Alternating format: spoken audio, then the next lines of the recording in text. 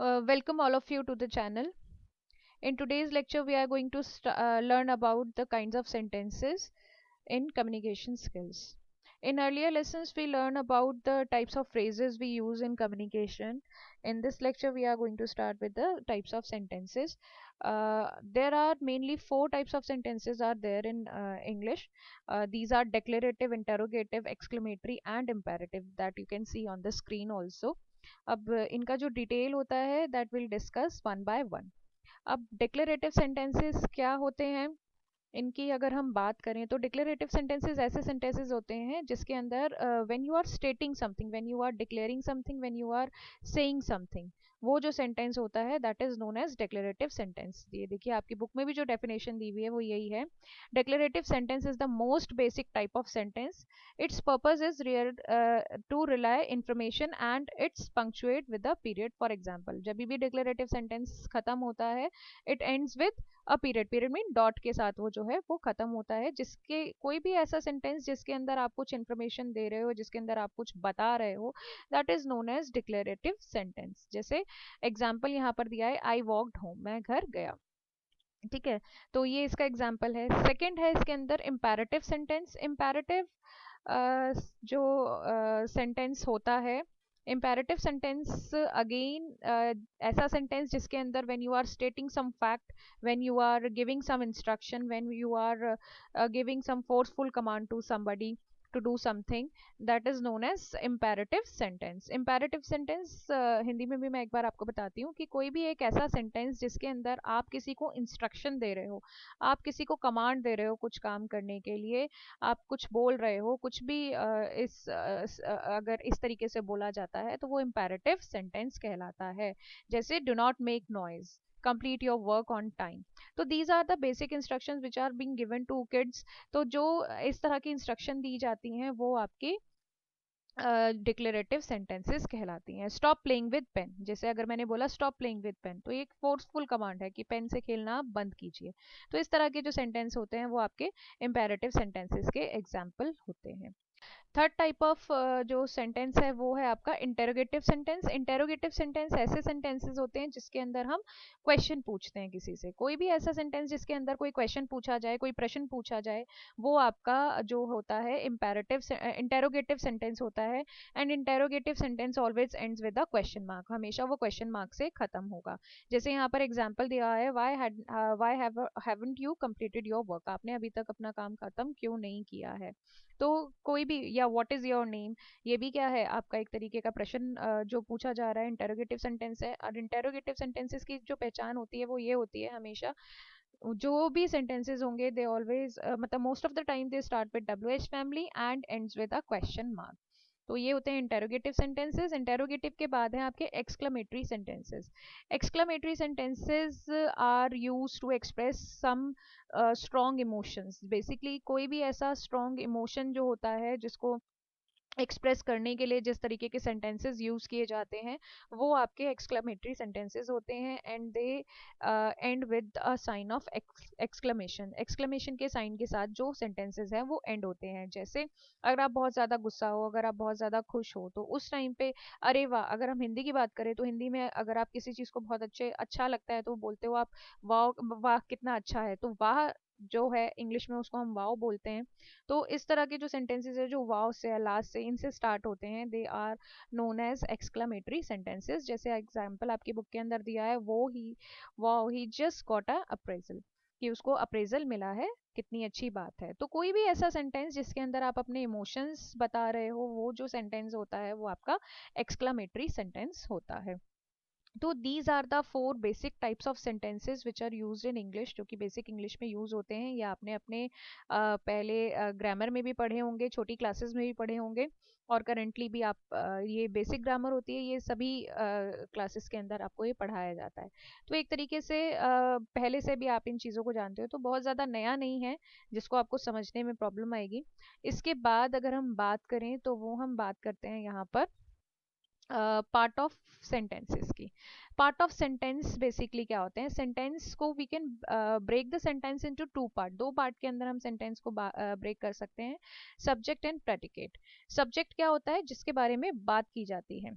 ठीक है। सेंटेंस के अंदर जो मेन होता है दैट इज सब्जेक्ट, जिसके बारे में बात की जाती है, जिसका मतलब कोई भी अगर एक सेंटेंस है किस बारे में है तो वो होता है आपका सब्जेक्ट। और प्रेडिकेट होता है, predicate always tells something about the subject, subject के बारे में जो बाकी चीजें उस सेंटेंस के अंदर मौजूद रहती हैं वो आपकी प्रेडिकेट होती हैं।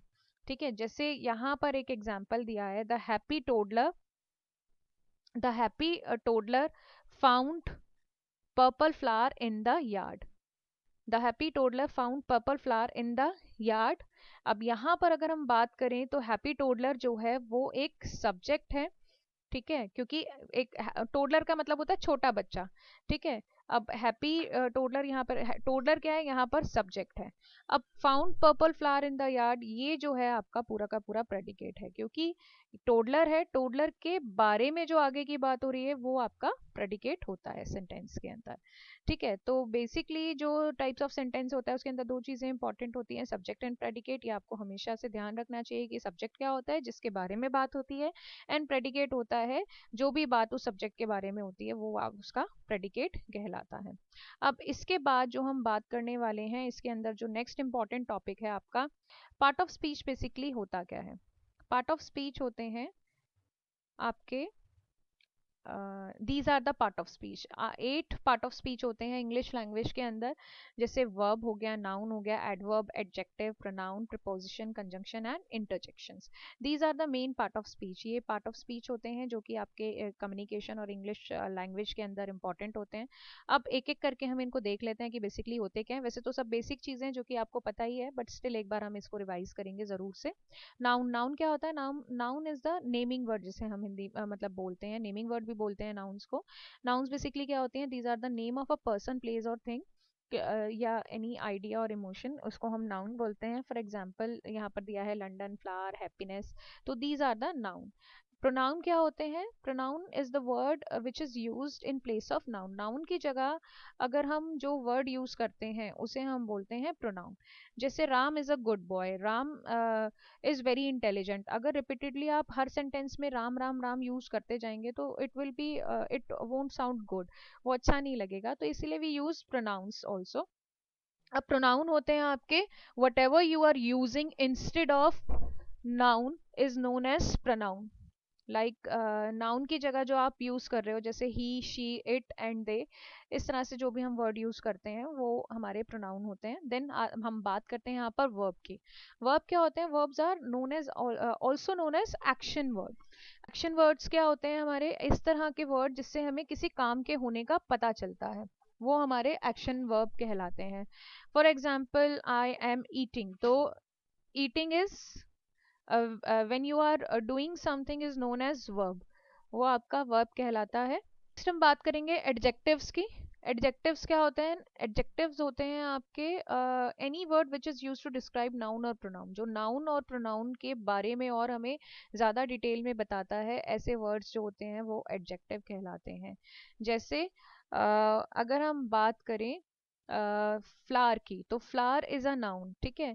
बट अगर मैं ये बोलूँ the flower, the colour of the flower is red, तो यहाँ पर रेड क्या हो जाएगा, उसके लिए एडजेक्टिव हो जाएगा कि जो फ्लावर का कलर है वो क्या है, रेड है। ठीक है, तो किसी भी नाउन की जो और उसको अच्छे से डिस्क्राइब करने वाले जो डिस्क्राइबिंग वर्ड्स होते हैं they are called adjectives. Adjectives के बाद हम बात करते हैं यहाँ पर एडवर्ब्स की। एडवर्ब्स क्या होते हैं, adverbs modifies the describing word और एन एडजेक्टिव और अनदर एडवर्ब। बेसिकली अगेन जो एडवर्ब्स होते हैं they are again adding some description to the verb, जो वर्ब के अंदर और वर्ब को और अच्छे से इन्हांस करने वाले जो वर्ड होते हैं वो आपके एडवर्ब्स होते हैं। जैसे जेंटली, एक्सट्रीमली, इंटेलिजेंटली, मॉडेस्टली, तो ये these are the words which are known as adverb.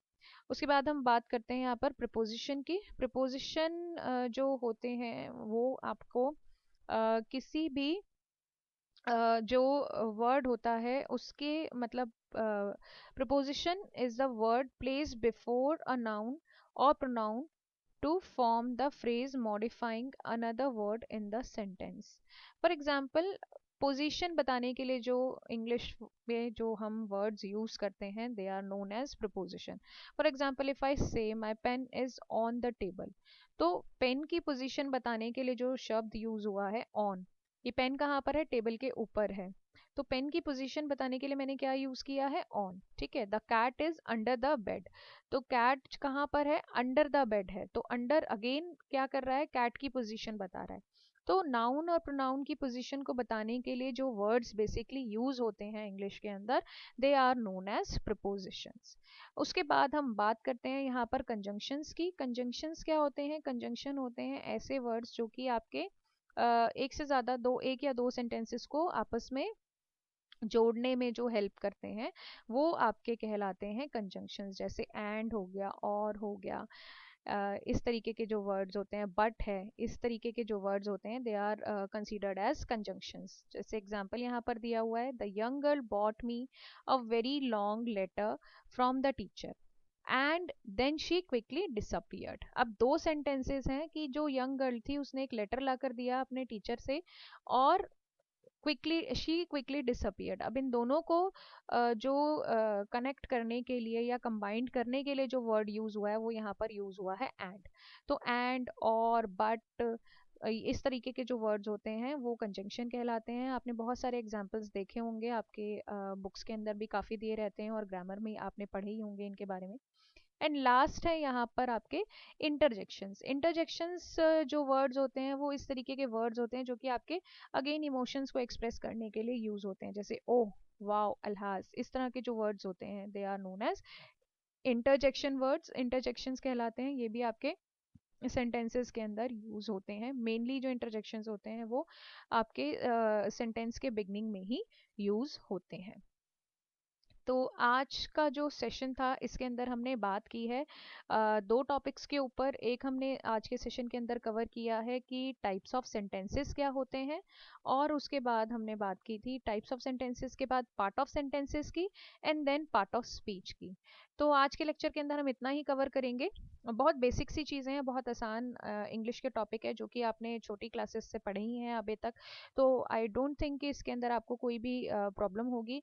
But if you still face any problem or any issue in any of the topic, you can ask me in comment section. And if you are new to my channel, then subscribe to it for more such videos. Thank you.